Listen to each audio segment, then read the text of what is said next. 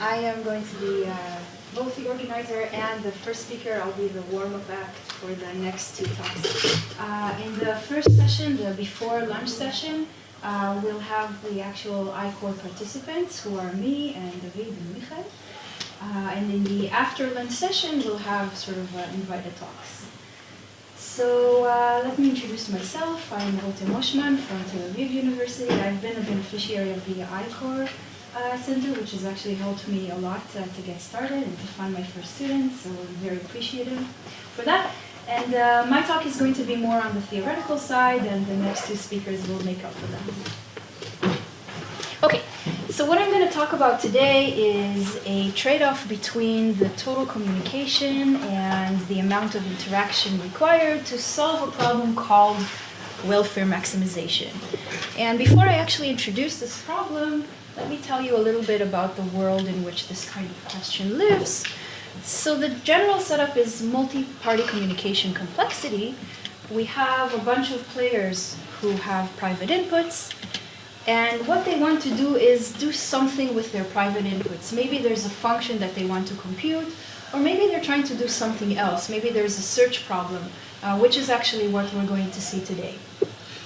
And the typical question, the classical question in this arena is, how many bits do they need to exchange in total in order to solve their problem?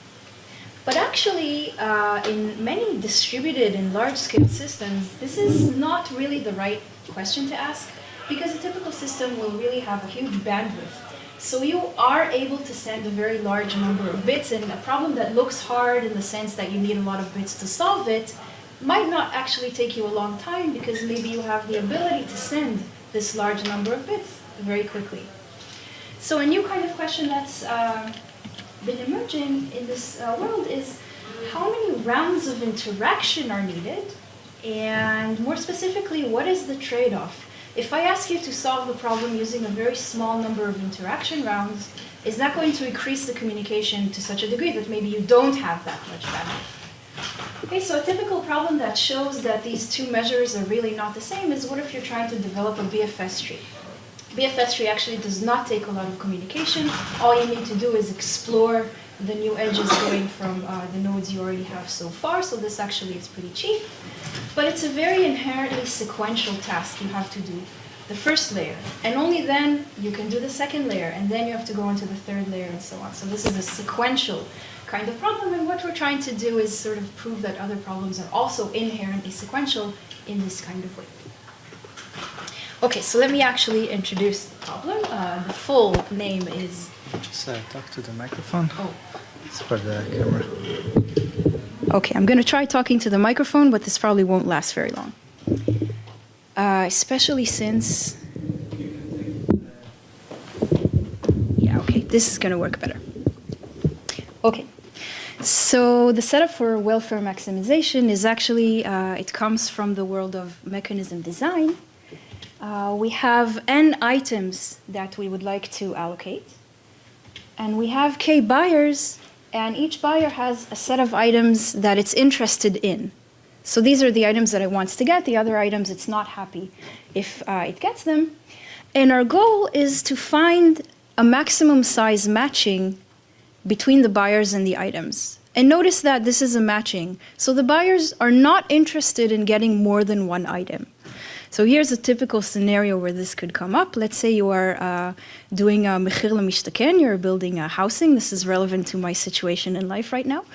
And you have a certain repertoire of apartments which you need to assign to the buyers. So each buyer comes and says, I want this apartment, I don't want this apartment, I want this one, and so on. And now your goal, since this is a government project, is to assign as many apartments as you can. But nobody wants to get more than one apartment, and you cannot have more than one family living in one apartment. So you're just looking for a matching. Now, finding exactly the maximum matching could be too hard, so we're willing to settle for, let's say, a constant approximation. And actually, we can be more fine-grained than that and talk about exactly the amount of approximation that you're willing to settle for. Okay, so the last thing I need to tell you in order to fully specify the problem is, how do these buyers communicate and with whom? So here I'm going to assume that they talk to each other over a broadcast channel. So there's this very big board on the sky, And when they want to talk, they write a message on the board, and everybody else immediately sees it for free. And this is called the shared blackboard model of communication complexity. So this is the setup.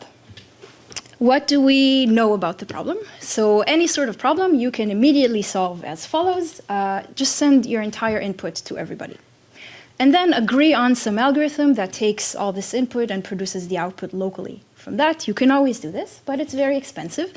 It is very fast. It only takes one round of communication, but everybody sends everything, so this is the total number of bits. A nice benefit, though, is that you can compute the exact maximum matching when you do this. What about more efficient protocols? So here's a protocol that was developed a few years ago.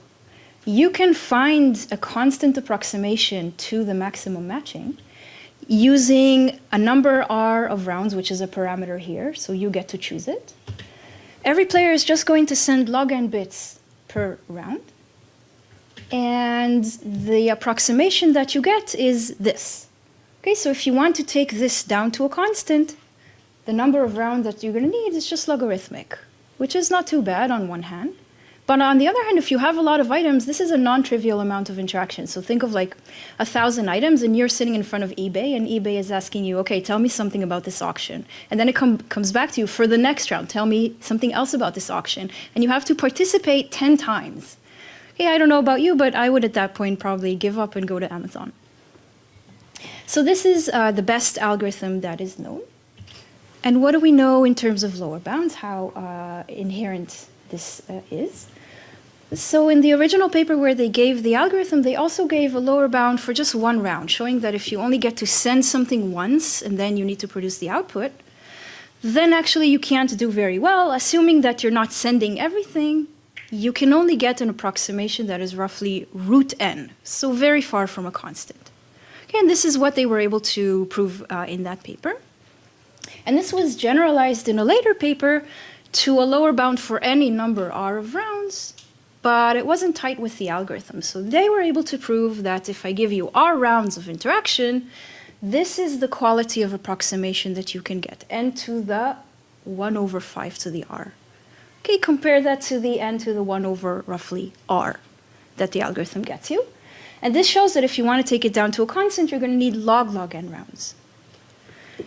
And what we were able to do is just bring the lower bound up to match the upper bound. So we showed that if I give you R rounds of communication, this is the quality of approximation that you're able to get, which means that you need almost log n rounds in order to get it down to a constant. And this is probably the right answer. So our hunch is that probably the algorithm can be improved if someone wants to go chasing after the log n factor here. Okay. So what we actually showed is something a little bit stronger. So there's a problem, a very classical problem in communication complexity called set disjointness, where we have k players, and they each get a set of elements. And what we want them to do is just tell us, is there an element that everybody got or no? Okay, so this is a decision problem. There's only one bit of output compared to the welfare maximization problem, which has a huge output. I actually need to output the entire matching that I found, not just the size. So this kind of problem is harder to find a lower bound for because it looks easier to solve. But our lower bound actually applies to this. You only need to succeed with constant probability, and this is the lower bound that we showed. But I'm not actually going to talk about this variant of a problem in this talk. Okay.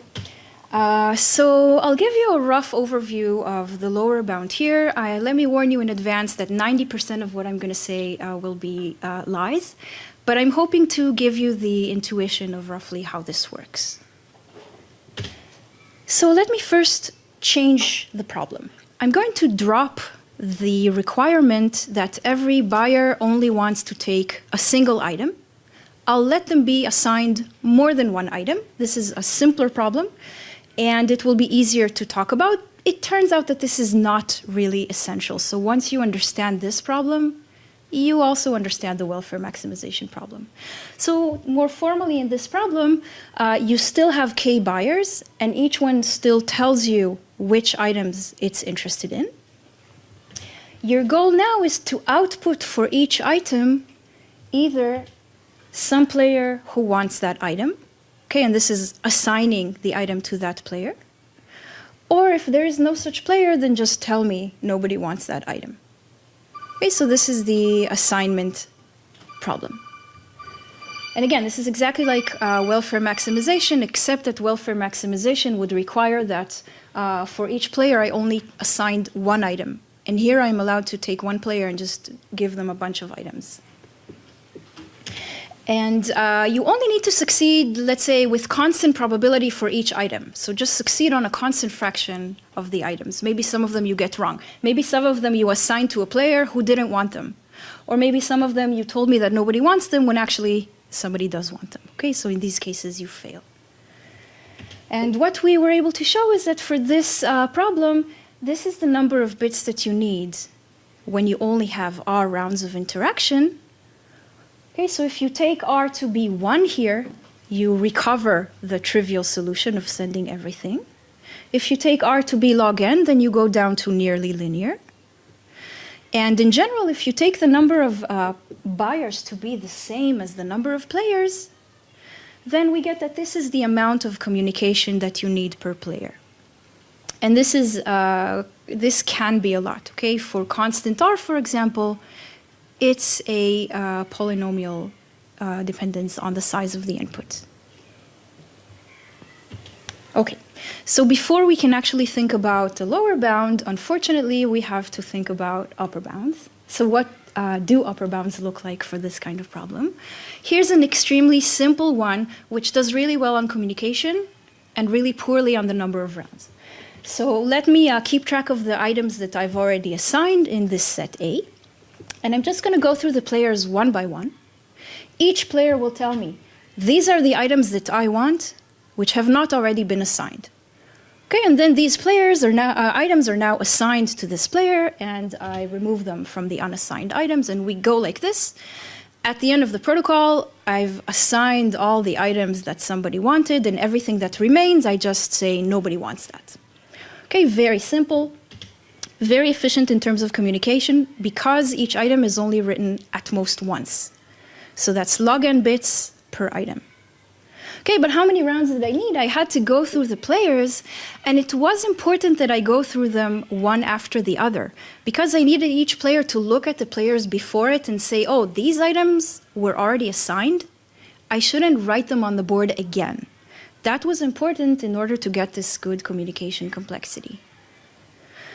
Okay, so what would you do if I restricted the number of rounds so that you couldn't go through the players one by one?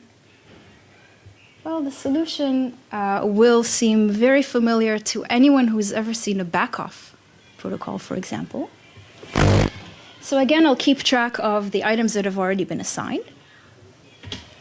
And now I'm going to have an exponentially increasing scale, where essentially what I'm doing is guessing for each item, how many players want that item? Okay, so that's this exponentially increasing scale. And in round I, I'm handling items that roughly 2 to the I players are interested in. So each player that wants this item announces their interest, but only with probability 2 to the I over k. Okay, so my expectation is that if 2 to the I is roughly the right frequency for this item, then about 1 player will say, I want it. Okay, and then this player will take that item when we're done with it. So we keep going like this. So actually this gets really good communication complexity because I hit every item with roughly the correct frequency, so I don't expect any item to be written on the board more than twice. Okay, so because of that, the expected total communication is only a constant factor off from the previous thing that we saw, and by Chernoff, this is very concentrated, so actually it works really well. And what is the number of rounds that we needed here? Logarithmic, so that's pretty good. Okay, so just to finish seeing the picture for upper bounds, what would we do in general if I didn't allow you log k rounds? I wanted you to use a smaller number of rounds.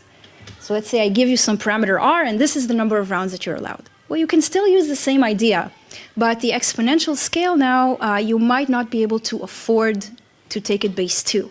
You're going to need a larger base, okay, in order to have a smaller number of rounds. So you do the math. Here it is. Let's not look at it. It turns out that the right base is this, k to the 1 over r. And then, so now this is my scale. And now instead of having each item only announced twice, because I can be off by a factor k to the 1 over r, I might announce each item as many as k to the 1 over r times, because these are the brackets, the frequency brackets that I have. Okay, and because of that, the communication that we get is n log n times k to the 1 over r, which is the lower bound we're trying to prove. So this is hinting that this is the best that we can do. And why did I show you this upper bound? Because it tells us what the lower bound needs to look like. So first of all, what should be the distribution of inputs that will make it hard for a protocol to find a good assignment? Well, you should have some items that are very frequent. Let's say half the players have them. And then you should also have some items that are not quite as frequent. Let's say k to the 1 minus 1 over r players have them. And for each possible frequency like this, you should have some items that have that frequency in order to force the protocol to go through each one of these frequencies. Okay, and this is the distribution that we will use. So each item chooses uniformly at random one of these frequencies, k to the 1 over r, or k to the 2 over r, 3 over r, and so on. The highest frequency, everybody gets this item. And then just each player gets each item with the corresponding frequency. Yeah, this is kind of distracting, isn't it? Okay. I think so. So for this input distribution, we claim that either you're going to be spending a lot of communication, this much communication, or you're not going to succeed with constant probability. Okay, and again, I won't actually be able to show you the lower bound in any technical sense, but I can give you pretty good intuition, I think, by looking at a restricted kind of protocol. And really, this is what you would do if you were designing a protocol. So let's just choose up front a set of probabilities, P1 through PR. So these are the probabilities corresponding to rounds 1 through R. And in each round R, what each player does is each of the remaining items, it announces it with probability PR, the probability that we chose for this round.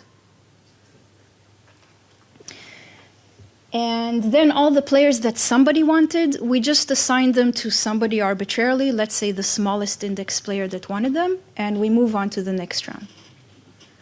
Okay, and notice that the way that I wrote it up here, you had to choose one probability per round, and this probability applied to all the items. But what I'm going to say also works if you choose a different probability for each one of the items. So you can think of this as P1I to PRI for item I, that's okay.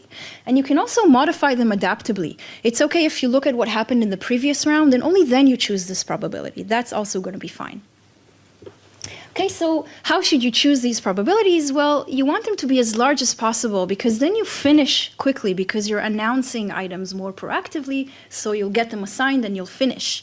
But on the other hand, the larger they are, the more communication you're going to be spending because you'll be announcing more items. So there's a trade-off here, and the question is, how do you balance it? And this is the way that you have to do it. So let's look at just the first probability, P1. We have a communication budget of n times k to the 1 over r. In the first round, we still haven't done anything. So we still have a lot of items that are very frequent that, let's say, k players have them, or a constant fraction of players have them. If P1 is really big, then all of these players are going to be announcing these items and we'll just be talking a lot. So we can't afford that. So this gives us an upper bound on P1. We have to respect the communication budget. And if you do the math, this is what you get for P1. It can't be very big. Okay, so what happens to the items that are not that frequent? Okay, so the items that everybody had, great. You now dispense with them. You manage to assign them. What happens to those items that are not quite as frequent? So let's look one rung down. Okay, this is what we said before. We're now looking at items that are one bracket down or lower. what is the probability that this kind of item gets announced? Well, remember that we had this upper bound on P1. So actually, there's a very small probability that this item gets announced. And if it isn't announced, then in this protocol, I haven't learned anything about it other than the fact that it wasn't very, very frequent. I still don't know its frequency. I don't know any player that wants it. I don't know anything about it. Okay, so these items, I haven't made any progress on them. They're still in the game, and I still have to deal with them. So what this argument is basically saying is that after one round, you can handle the very frequent item, the top bracket of frequency, but everything below that, you haven't made hardly any progress on. So that's still in the game. Okay, and I'm setting up an induction here, of course, where we'll be able to say, okay, sorry, so this is still after the first round. You probably did manage to assign the most frequent items, but everything else, you don't know anything about it. And in the general case, after our rounds, you have managed to deal with frequencies up to k to the 1 minus I over r, the most frequent items. And everything else, you probably haven't learned anything about it. So it's still in the game, and it's still in play. And this is the induction that we set up, and we keep going all the way. And after our rounds, we just have the last bracket of frequencies, and these are extremely infrequent items. These are items that probably only one player wants them. But you haven't managed to find that player. This is what the induction says, that nobody asked for this item, and you don't know who wants these items. Okay, so therefore, you cannot assign them. And on these items, you fail. And that's a contradiction because you needed to have constant success probability. And if you're aiming for a success probability that isn't constant, you need to set this up a little bit differently, but it's still roughly the same argument. Okay, so a few words on how you actually do the proof, because, oh, yeah. One question. So the number of bits permitted per round is constant across rounds? So actually, no. The way that we do this proof, you have a certain budget of bits. Use them however you like, yeah. But R here is not big. Okay, so the number of rounds is not going to be very big. You can only take it all the way up to log k before things become trivial. So it doesn't matter that much. I can assume that you have this budget in the first round, and you still have it in the second round, and so on. It's only a small factor off. If this bound were to be tightened, that's a good way to do it, to remove the smaller order terms. Okay, so how do we actually make this formal? Well, nobody forces an algorithm to work the way that I said. It's a very natural way for an algorithm to work, but maybe what the players do is they cross each other across the hallway and they wink in a very elaborate manner, and then one player knows that the other one is assigned a certain item. I don't know what they do. Okay, but what I do want to do to capture this is use information theory. Okay, this wink conveys information, and I'm going to charge the players for the information that they conveyed. So I don't care the words that they used or the body language or whatever. I'm going to measure the information that the other player learned about the fact that the first player wanted this item. Okay, I'm not going to tell you at all how to do that. It's a little technical. And then these probabilities are replaced with this amount of information. So sending an item with probability pi is like giving you pi bits of information about the fact that I wanted this item. And our lower bound just drops the probabilities and says, okay, this is the information that you gave me. And we use the fact that you can never communicate more information than bits of communication. So all these winks and secret handshakes and all of that, they still have to respect the communication budget. That's where the lower bound comes from. And the same high-level argument still applies. There's a lot of work involved in making it go through, but this is the intuition. Okay, so let me finish here. What we showed is an almost tight trade-off between total amount of communication and interaction required for welfare maximization, and actually it's for set disjointness. So by reduction, it applies to a lot of graph problems and other problems in that style. I didn't mention this at all, but this is the first kind of round lower bound that uses a certain methodology called direct sum, which makes it a whole lot easier, actually, technically. And we think that this is probably the reason that previous work was not able to get the tight bound. And there's a whole lot of open problems in this area. For example, it turns out that the communication complexity of exact maximum matching for two players is open. Okay, so it's easy to see that it's not more than n to the 3/2, but there is no lower bound. Linear lower bound is easy to see, but other than that, it's open. And of course, there's many other problems which seem to have this sequential thing inherent in them. So for this kind of problem, it's interesting to bring that out and to show that really this problem has to be handled sequentially to some extent. Okay, so let me finish here.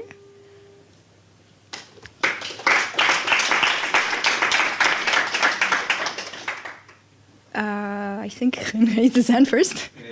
What happens if you know the distribution, like in the assignment problem? You know the distribution, you do.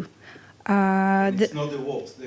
Can you have a tighter or adjust it to some measure of this distribution? So I'm not sure I understand the question. This distribution is known to the algorithm. No, but you present the worst case distribution. Okay, I see. I see. Not that worst, can you do better? I don't know. You would have to show me your distribution. There is reason to think that some distributions are easier. For example, let's say I promise you in advance that... It's a magic. Right. Yeah. Exactly. But also, let's say I promise you the opposite, that actually, not that it's a matching, but that each item, there's many, many players that are interested in it. So just by choosing each player with a small probability, you're probably going to find the player that wants this item and be able to assign it. Okay, so if you tell me something about the characteristics of the distribution, you can probably do better. The degree distribution, how many items are That's not going to help because because for this distribution, you know the degree distribution. That's not going to be enough. Okay, you have to restrict the degree distribution in some way. No, restrict to something and then you do a measure, I don't know, the entropy of the distribution, and that's a lot of it. And you can do it with the entropy. Something in that direction. I would be surprised, but I'm happy to talk about it.